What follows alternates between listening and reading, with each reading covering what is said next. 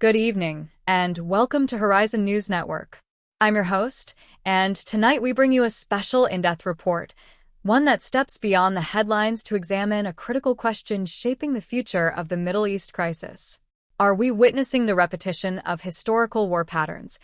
And if so, what does that mean for what comes next?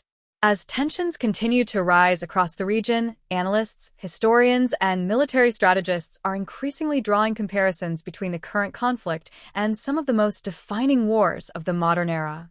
From escalation cycles to alliance dynamics, from economic consequences to humanitarian fallout, the patterns are not just similar, they are, in many ways, strikingly familiar.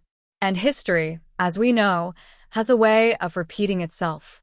To understand where this conflict may be heading, we must first look at where we've been. One of the most notable parallels is the pattern of gradual escalation. In conflicts such as the Vietnam War and the Iraq War, initial military engagements were often limited in scope, targeted strikes, advisory roles, or defensive operations. But over time, those limited engagements expanded. Additional were deployed, new fronts were opened, and what began as contained operations evolved into prolonged, large-scale conflicts. We are now seeing similar dynamics in the Middle East. What started as targeted strikes and isolated incidents has grown into a multi-front confrontation involving multiple nations, advanced weaponry, and increasingly direct engagements. Another recurring pattern is the role of alliances. History shows us that alliances can both stabilize and destabilize conflicts. During the World War I, a complex web of alliances transformed a regional dispute into a global. Countries were drawn into the conflict not necessarily by direct interest, but by obligations to their allies. Today, we are witnessing a modern version of that dynamic. The involvement of global powers, regional alliances, and defense agreements is creating a network of commitments that could pull additional countries into the conflict. Each new strike, each new escalation increases the pressure on allies to respond, raising the risk of a broader confrontation. Then there is the economic dimension. Wars have always had profound economic consequences, both for the countries directly involved and for the global system as a whole. The Gulf War, for example, had a significant impact on oil prices and global markets. More recently, conflicts in the Middle East have continued to influence energy supply and economic stability. In the current situation, we are already seeing signs of market volatility. Energy prices are fluctuating, supply chains are under pressure, and investor confidence is being tested.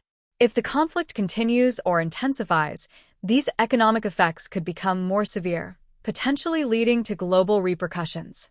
Another pattern that stands out is the use of evolving military technology. In past wars, technological advancements often changed the nature of combat. From the introduction of tanks in World War I to the use of precision-guided munitions in modern conflicts, each has brought new tools and tactics. Today, we're seeing the rise of drones, cyber warfare, and advanced missile systems. These technologies allow for more precise strikes, but they also lower the barrier to engagement. Attacks can be launched with less risk to personnel, making it easier for conflicts to escalate. At the same time, these tools can target critical infrastructure, energy facilities, communication networks, and transportation hubs, blurring the line between military and civilian targets. This brings us to another historical pattern, the impact on civilians. In nearly every major conflict, civilians bear the brunt of the consequences. The Syrian civil war is a stark example, where millions were displaced and entire cities were devastated. In the current crisis, we are already seeing signs of humanitarian strain. Civilian infrastructure is being affected, populations are being put at risk, and the potential for displacement is growing. If the conflict continues, these humanitarian challenges are likely to intensify. Perhaps one of the most important patterns to consider is the difficulty of ending a war once it has escalated. History shows us that wars rarely end quickly or cleanly. The Afghanistan War, for example, lasted 2 decades, with shifting objectives and complex outcomes. Even when military goals are achieved, the political and social consequences can linger for years. In the current situation, the stated objectives of the vary significantly. Some aim to neutralize military threats, Others seek to assert regional influence, and still others are focused on deterrence. These differing goals make it more difficult to reach a that satisfies all parties. So, what can we expect if the current patterns continue? Based on historical precedents, several possible outcomes emerge. The first is prolonged conflict. If escalation continues, the situation could evolve into a sustained war lasting months or even years. This would likely involve continued military operations, periodic escalations, and ongoing diplomatic efforts. The second possibility is regional expansion. As more countries become involved, either directly or indirectly, the conflict could spread beyond its current boundaries, affecting additional regions and increasing the risk of a wider war. The third outcome is economic disruption.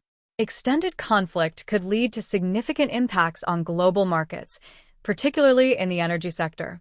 This could result in higher prices, supply shortages, and broader economic challenges. The fourth possibility is humanitarian crisis.